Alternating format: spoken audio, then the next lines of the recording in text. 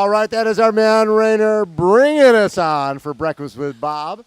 This is the Friday edition. My name is Bob Babbitt. We are on triathlete.com. We are at the 12th annual Challenge Roth, and with me is the queen of Roth. Saw the proclaimed the other night. I saw it stitched on the bottom of the dress. Belinda Granger, 43 years young, who on Sunday will be doing. Everybody's talking. It's a farewell tour. It's your 10th in a row, and after this, you're going to do shorter races, and you'll always be here, though. Oh, absolutely. And look, I'll still do some longer distance Ironman distance races, but I thought 10 times here was a nice number to call it quits. So let's go back. How did you get into the sport of triathlon to begin with? Because, you look at it, we're talking top 10 in Kona 5 times. You won here in Roth. We have 15 Ironman distance races, wins. Wow.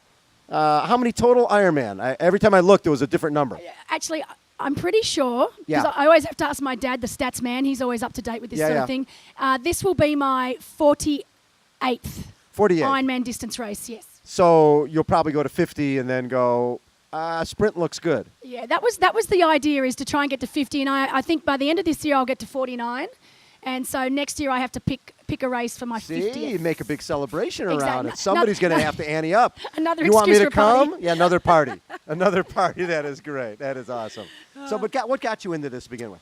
Oh, now you're asking me to go back a long way. I think I've been in the sport now for 22, 23 years. So you started as a teenager. I did. Oh, how nice of you. Yes, I started as a teenager. Now, I was at university, so I was actually very young. And I actually did it as a way of getting fit. I wasn't happy with how I was looking when I was at university. I was always very sporty as a younger girl. Yeah. And of course, when you go to university and you get introduced to the other side of life, the late nights and the drinking. Exactly. So I woke up one morning and looked in the mirror and didn't like what I saw. So I looked for something that I knew that I would like and that would motivate me. And I saw this sport, triathlon, and I thought, well, I can swim and I can run, and surely it can't be that difficult to ride a bike. Figure that out. I mean, most of us have ridden bikes as children. Yeah. And I joined the local club, which was the Brat Club, the Bondi Running and Triathlon Club. Oh, Bondi. Down in Sydney, Bondi. Party town. And the rest is history. I fell in love with it from the get-go. And did you go from age group to pro pretty quickly? It's funny. I definitely started as an age grouper, but everyone that knows me, I was born with a competitive spirit. So it didn't take long before I decided that this was something I really wanted to pursue. And it was actually my husband, Justin, that said he thought I had what it takes. And so he was the one that gave me the push. And when did you meet Justin? Was that something you guys I met him forever? at my triathlon club, of course. Of course. He'd been doing triathlon for quite a few years and was actually quite a promising young junior athlete. Right. And so he actually said to me, I think you could do really well at the longer distance. And I think late 90s, early 2000s, I turned pro. And success right away? I went through the age group ranks for quite a while. I decided that I wouldn't turn professional until I'd won my age group at the World Championships, which I finally did. Well, no, this was in short course. This was Olympic distance. Right. So this was in Perth when the World Championships were there for the first time. I actually won the age group race outright. So then I thought that was a perfect transition to pro. And that's back in the day when Olympic distance races were not drafting. Right, non-drafting, sure. So I did race pro in the non-drafting for a while, but as soon as they changed that, obviously my swim was not where it needed to be, so that's when I got into the longer course racing. Okay, and when was your first Ironman? First Ironman, which I absolutely... I watched Hawaii twice. I watched my husband do Hawaii twice and swore I would never do that distance. I thought it was for idiots. Crazy people. And you were right. I was right, yes, exactly. I was correct. So even though I'd watched Ironman many times, I didn't actually try my first one till 1999. And funnily enough, I DNF'd. Really? Not many people know that. I actually DNF'd my very first Ironman Australia, when it was in Foster, Tuncurry. Yeah. And it gave me a whole new perspective, because I went in there thinking I was going to do, some blazing fast time. You're going to win a thing. Exactly. Stupid. And from that day onwards, when I didn't finish, I said I would never go into an Ironman distance race with that same attitude. Yeah. That the most important thing would be to enjoy myself. Right. And then to finish. And so I learnt the hard way, but it was probably the best lesson I could have learnt, because I think it took another 10 years before I DNF'd my only other Ironman distance race, which was Kona. Yes. And so out of the 47 that I've done, I've only DNF'd 2. So good for you. not a bad record. No, not at all. perfect, but not bad. So when you look back on it, best race ever. I mean, in terms of the way you felt about your performance, your best day. Do you know, probably one of my best races ever was my first year here in 2004 when I actually got second to Nicole later. But it was a perfect day. It was my fastest run split ever. I think I ran a 3:14. Wow. And I was happy with the swim, bike, and run. It's just that she just went a whole heap faster. I think she had to run 250 that day to get me. To get you. So I had like a 17-minute lead off the bike, and she ran me down in possibly the last K and a half. And you're having a good run. Yes, exactly. You're having the best run ever. Exactly. And I've never run anywhere near. I think the closest I've got to is 3:18. Yeah. And so you have the best day ever, and someone beats you. All you can do is go, they had a great day. Exactly. The only other race I think where I was just in control all day, that's how you know. In control all day was my second year at Ironman Canada. Okay. That was a pretty remarkable day for me as well. Yeah. And when you won here, what was it about that day? What do you remember about that? You know, I definitely had a good day, obviously. I still wasn't confident with my running. You know, it's been something that's plagued me my whole career. My run's not that great. But my swim-bike combination used to be strong. And I knew that in 2005 when I came back to try and beat Nicole because she was racing again, I would have to ride even faster than I did the year before. And so instead of getting a 17-minute lead off the bike, I had 25 minutes. So I knew running surely that had to be enough. And so, yeah, that was the difference. I had a brilliant bike ride and I had a strong run, certainly not as strong as the year before. And my mindset was there was absolutely no way I was not winning that race. So what was it about this course, this city? I mean, you're the queen of Roth, obviously. This is different than a lot of races where people stay in hotels and there's not that community connection except people come out on race day. You've got a homestay that basically is your second family. Absolutely. And talk a little bit about Roth itself and why this race is so special. I mean, obviously I'd heard stories leading into the first race in 2004, but until you actually live and breathe it and see it for yourself, it's almost impossible to explain in words. This is a town that is so passionate and so incredibly proud of their race. And regardless of whether they're sports people or not, everyone knows about this race. Everyone knows what it involves. Sure. Swim, bike, run, the distances. My homestay family, for example, can tell you the winners of the race. Going all the way back. All the way back. 12 years. It's incredible. They even know all my times. I can't remember what times I did. Yeah. They remember them all. They just love it. They study the guides. They know the athletes that are racing. It's amazing. And on race day, every single person that lives not just in the town of Roth itself, but in the surrounding towns comes out for the race. They set up shop for the day. They set up there. It's unbelievable. Right, they're camping. Camping, barbecues, chairs. They're there for the entire day. It's unbelievable. What impressed me the other day, and I know your background, like mine, is teaching. And seeing all these kids come out with these signs, I know that touched you. It touched me. Yeah, absolutely. And it's the first time I've been here in 20 years. You've obviously touched the community. And so I'm guessing that you've spent some time in the schools with the kids. And I love the fact they've got like 2,000 kids in their tri clubs. I mean, that shows you what the event, the impact this event has on the community. Oh, definitely. You know, everyone wants to be a triathlete.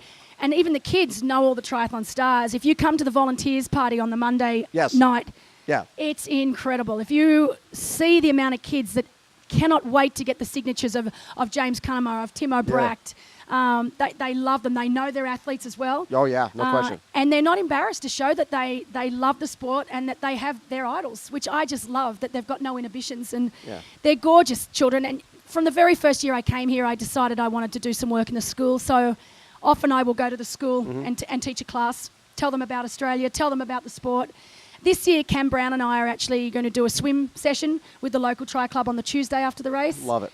Great fun. And these kids are my friends. I'm friends with them on Facebook. So we converse during the year and you know, I know it's good. It's improving their English. And, and it's great for me too. And it's still, I don't want to go back to teaching, but it's nice to just keep my foot in the door. So it's fun. It's fun. It's always cool. Yeah. You're one of those athletes. There's some athletes who realize early on, hey, I do better when I race a lot. And other people realize, I do better when I peak twice a year. Yep. You're a race a lot gal.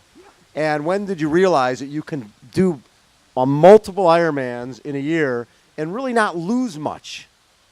I think, and I mean, my old coach, Brett Sutton, and he meant this as a compliment, even though it doesn't sound as a compliment.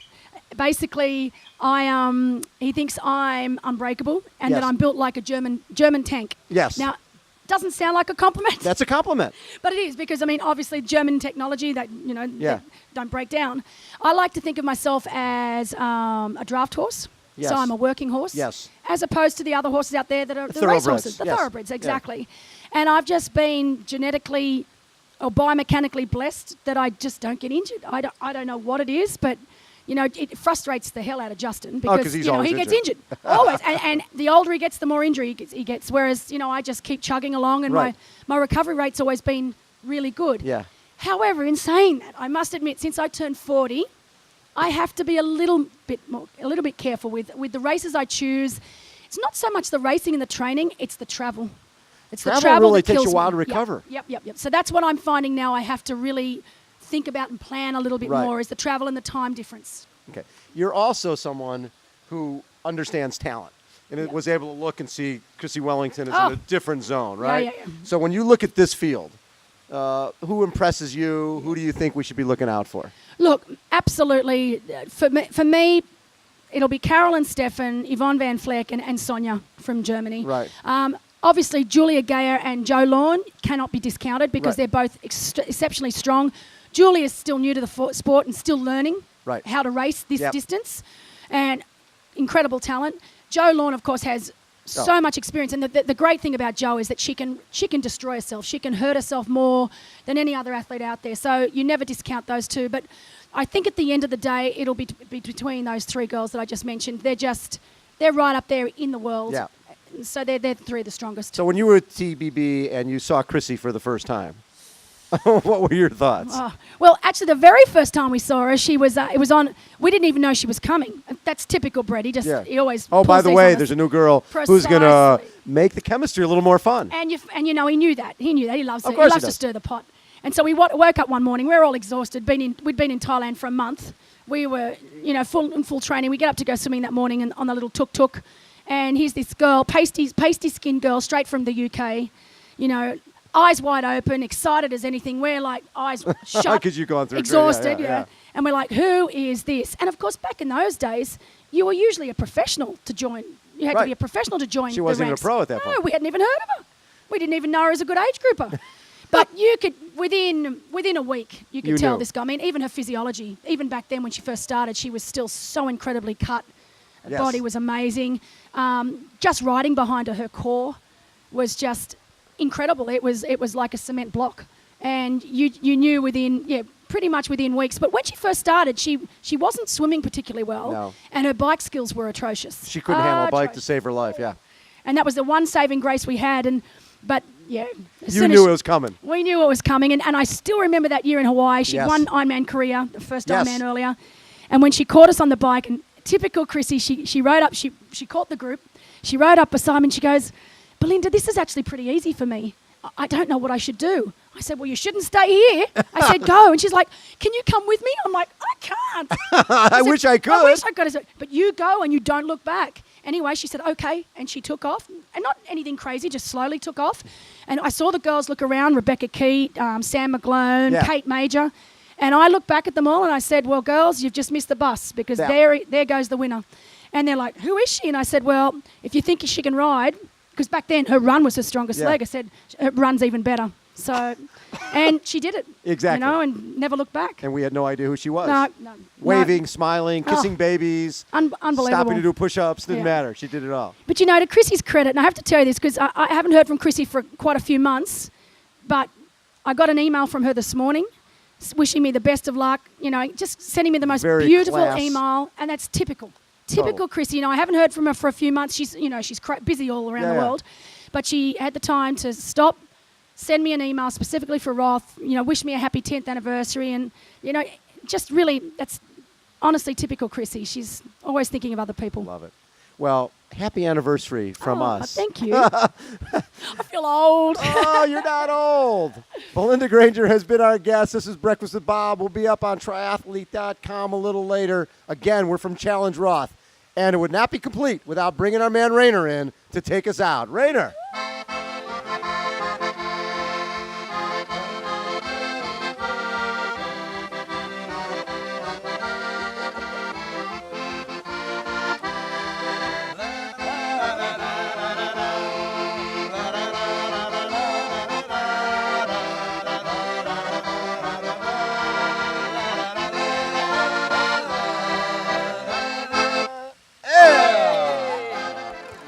Breakfast with Bob and our man Rainer. We'll be right back.